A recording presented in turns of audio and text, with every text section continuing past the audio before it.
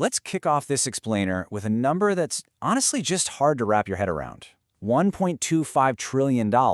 That is the record-breaking 2026 valuation of a company that, believe it or not, started out in an empty warehouse in El Segundo, California back in 2002.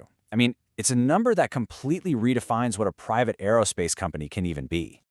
Today we're unpacking what is basically the ultimate corporate hero's journey of SpaceX. We're going to trace its incredibly dramatic evolution from those scrappy, desperate early days all the way to its monumental 2026 initial public offering. Because as you'll see, this isn't just a story about building rockets, it's practically a blueprint for building a completely unprecedented technology empire.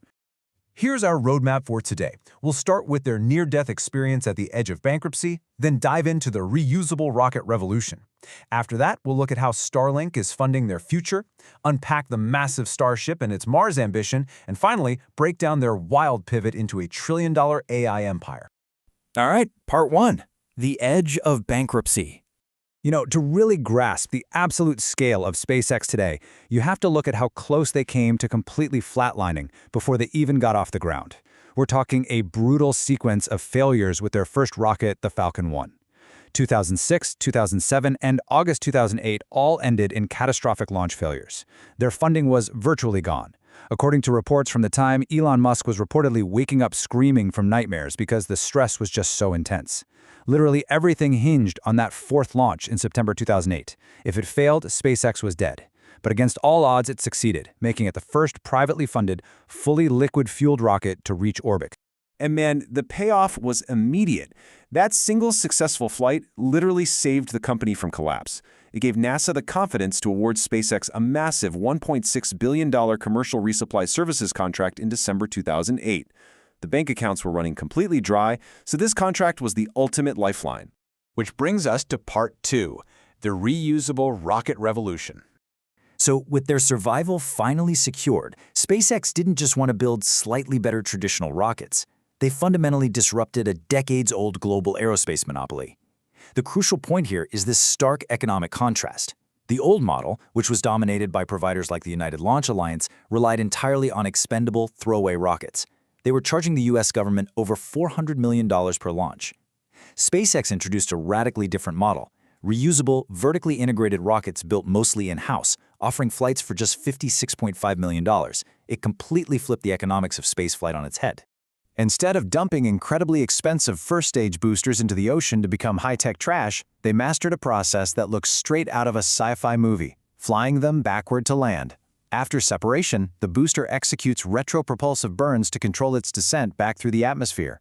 Then, it performs a precision vertical landing, often right onto an autonomous drone ship just waiting out in the middle of the ocean. Nobody had ever done anything like it. And if you're wondering if that crazy idea actually worked long-term, the results speak for themselves. By mid-2026, their Falcon 9 rockets have successfully landed and flown again more than 630 times. What started as an impossible engineering challenge is now just a highly reliable, routine reality. They're launching 1 to 3 times a week, driving costs down and pushing operational efficiency completely through the roof. Let's move to part three, Starlink, and how they're funding the future. Here's the thing SpaceX realized pretty early on. Just launching rockets for other people wouldn't be quite enough to pay for a city on Mars. So they figured out a brilliant way to fund their deep space ambitions by becoming a dominant global internet provider themselves. Just look at the sheer scale of Starlink. It's grown into a mega constellation of over 6,000 active satellites in low Earth orbit, serving well over 1 million subscribers worldwide. They've rolled out mobile hardware like the Starlink Mini, and in 2025, they dropped a staggering $17 billion to acquire spectrum from EchoStar for direct-to-cell service. And it's not just civilian internet either.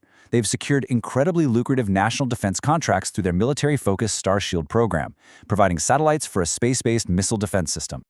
Now, partially speaking, operating at that kind of massive scale naturally brings some pretty serious growing pains. The company's had to navigate quite a bit of friction. They've been implementing upgrades to mitigate satellite light pollution to address the concerns of the scientific and astronomy communities, while also actively managing the very real risks of space debris. Down here on Earth, their massive expansion in Texas led to resolving environmental and wastewater citations issued by state and federal regulators.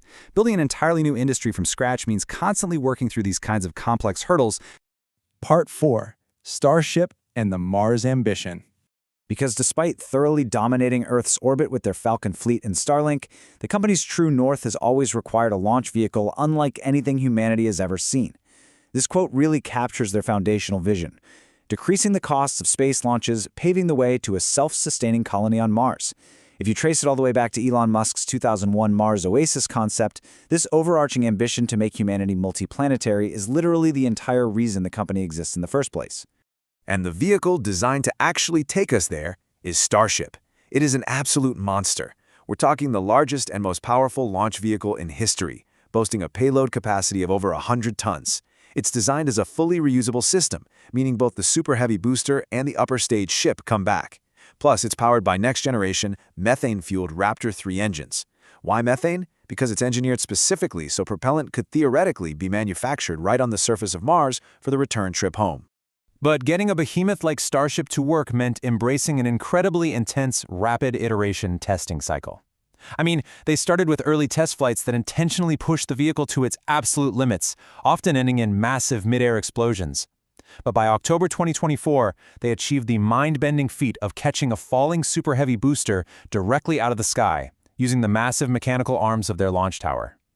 That incredible success directly paved the way to their historic May 2026 test flight, where the V3 vehicle successfully completed its planned suborbital trajectory, even surviving an early engine shutdown on the way up. Finally, Part 5, a trillion-dollar AI empire. This is where the story takes a massive, totally unexpected turn. The traditional space race officially collides with the artificial intelligence revolution. Why did a space company just buy an AI company? That was the exact question that completely stunned the financial world in February 2026. SpaceX abruptly shifted its entire identity, blending aerospace engineering with cutting-edge AI, leaving analysts scrambling to figure out exactly what on earth they were building. Well, the answer is actually deeply visionary. They realized Earth's terrestrial power grids and cooling systems simply could not support the massive energy demands of future AI models. So what do? SpaceX executed a $250 billion all-stock acquisition of the AI company xAI. The ultimate goal is to overcome those earthly limits by building space-based AI data centers using their vast satellite network. To build the hardware, they partnered with Tesla to create Terafab in Texas, a mega factory designed to pump out 1 terawatt of AI computing capacity per year. And just for good measure, they dropped another $60 billion to acquire the AI software startup Cursor. So they aren't just launching rockets anymore, they are literally building the infrastructure for the future of AI computing in space. To put the sheer scale of this financial transformation into perspective, just look at these numbers. Back in 2012, SpaceX was valued at $2.4 billion. By 2020, it hit $46 billion.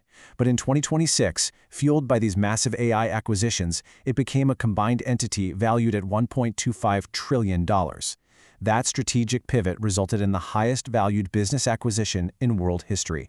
And you know, this isn't just a speculative tech valuation, it is securely backed by skyrocketing revenues. We're talking a jump from $1.8 billion in 2020 to a massive $15.5 billion by 2025.